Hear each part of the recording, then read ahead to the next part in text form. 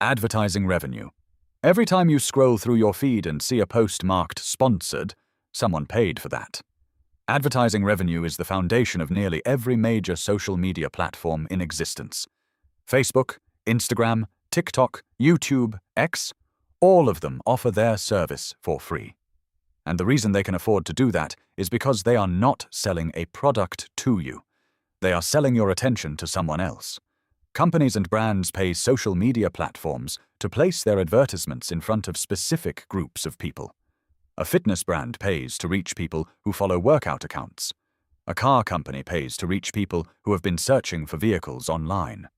The more precisely the platform can target a specific audience, the more it can charge for that advertising space. In 2024, global social media advertising revenue crossed $200 billion. Meta alone, which owns Facebook and Instagram, captured more than 59% of all money spent on social media ads that year. The biggest disadvantage of an advertising-based model is that it makes platforms entirely dependent on the health of the broader economy. When businesses cut their marketing budgets, the platforms feel it immediately. User data. Social media platforms do not simply show you ads at random. They show you ads that are built from a detailed profile constructed entirely from your own behavior. Every post you like, every video you watch until the end, every account you follow, every search you type, every product page you visit after leaving the app. All of it is collected, stored, and analyzed.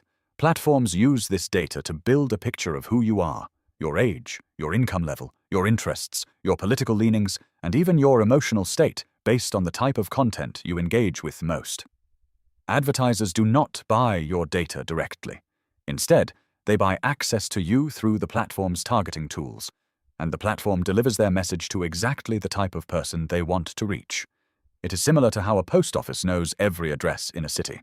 The post office does not sell those addresses, but it will deliver your letter to any specific door you choose, for a fee. The biggest criticism of this model is the lack of transparency. Most users have no idea how much of their personal behavior is being tracked, stored, and used to generate profit for platforms they believe they are using for free. Subscription models. Not every social media platform relies entirely on advertising. A growing number of platforms now offer paid subscription tiers where users pay a monthly fee in exchange for extra features, fewer advertisements, or enhanced visibility.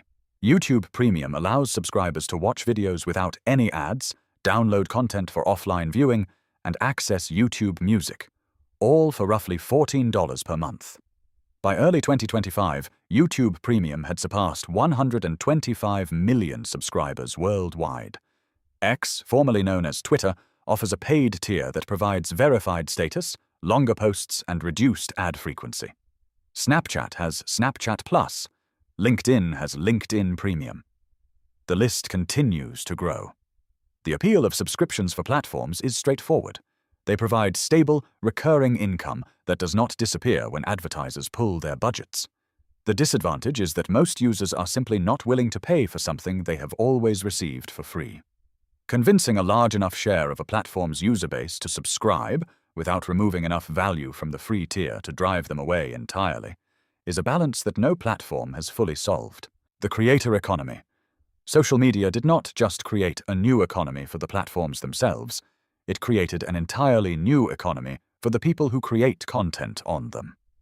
The global creator economy was valued at over $212 billion in 2024 and is projected to reach nearly $900 billion by 2032. YouTube shares 55% of the advertising revenue generated on a creator's videos directly with that creator. TikTok pays creators through its rewards program, with earnings tied to views and engagement. Platforms like Patreon and Substack allow creators to charge their audiences directly, bypassing the platform's advertising model entirely. This system benefits the platforms in a way that is easy to overlook. Creators produce the content. Platforms distribute it, and the more compelling the content, the more time people spend on the platform, which means more advertising revenue for everyone. The weakness of the creator economy is its instability.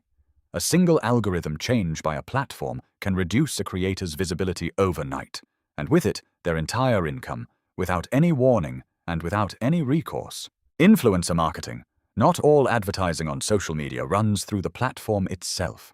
A significant portion of the money flowing through social media goes directly from brands to individual creators, bypassing the platform's official advertising system entirely. This is influencer marketing. A brand pays a creator with an established audience to feature, review, or recommend their product within that creator's regular content. The creator's followers trust their recommendations in a way they would never trust a traditional advertisement. Influencer marketing has grown into a $24 billion global industry as of 2026. A creator with 50,000 highly engaged followers can charge a brand between $1,500 and $2,000 for a single sponsored post. The size of the audience matters, but engagement matters more. The platform itself earns nothing directly from these private arrangements between brands and creators, but it benefits indirectly, because the more successful influencer marketing becomes, the more creators invest in building their presence on that platform. The downside is the growing issue of trust. As audiences become more aware of sponsored content, the line between genuine recommendation and paid promotion becomes harder to believe. And once that trust erodes, the entire model loses its value. Social commerce. For most of the internet's history, social media and shopping existed as two separate activities. You scrolled on Instagram. You shopped on Amazon. They were different destinations. That separation is disappearing. Social commerce is the ability to discover and purchase a product without ever leaving the social media app. TikTok Shop, Instagram Shopping, and Facebook Marketplace have turned social platforms into direct retail destinations. TikTok Shop alone grew its United States sales by over 400% in 2024, reaching nearly $16 billion the following year. The broader United States social commerce market surpassed $126 billion in 2026. For platforms, every transaction processed through an in-app store generates a commission fee, a direct cut of every sale, on top of whatever advertising revenue the platform was already earning. It is similar to how a shopping mall earns rent from its tenants, but in this case, the mall also receives a percentage of every item sold inside every store. The problem with social commerce is impulse buying. More than half of social shoppers report regretting purchases made while scrolling. If that buyer's remorse becomes widespread enough, people stop trusting the shopping experience entirely, and the entire model suffers. Platform ownership models. Not all social media platforms operate under the same ownership structure, and that structure shapes how they make decisions, generate revenue, and treat their users. Publicly traded companies like Meta, Alphabet, which owns YouTube, and Snap are accountable to shareholders. Their primary obligation is to grow revenue and protect profit margins. Every product decision, every algorithm change, and every new feature is ultimately measured against its financial impact. Privately held platforms operate with more freedom. They can absorb losses for longer periods while building their user base, without the pressure of quarterly earnings reports. TikTok's parent company ByteDance, which remains privately held, has used this flexibility to fund aggressive global expansion. The advantage of public ownership is transparency. Shareholders, regulators, and the public have access to financial disclosures that hold the company accountable. The disadvantage is that shareholder pressure to maximize profit can push platforms to prioritize engagement and revenue over user well-being, leading to design choices that keep people scrolling longer, even when that is not in their best interest. The attention economy. Every revenue model described so far, advertising, data, subscriptions, creator funds, influencer deals, social commerce, shares one common foundation: your attention. Social media platforms are not in the business of connecting people. They are in the business of capturing and holding human attention, and then converting that attention into money. The more time you spend on a platform, the more ads you see, the more data you generate, the more purchases you make, the more creators produce content to keep you there. Every feature, the endless scroll, the notification, the autoplay video, is engineered specifically to extend the amount of time you spend inside the app.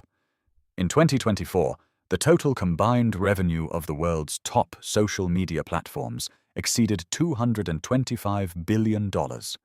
That number did not come from selling a product. It came from something far more abundant, and far more difficult to get back once it is gone: It came from time. Human time. Spent scrolling. And the platforms have turned every second of it into an industry.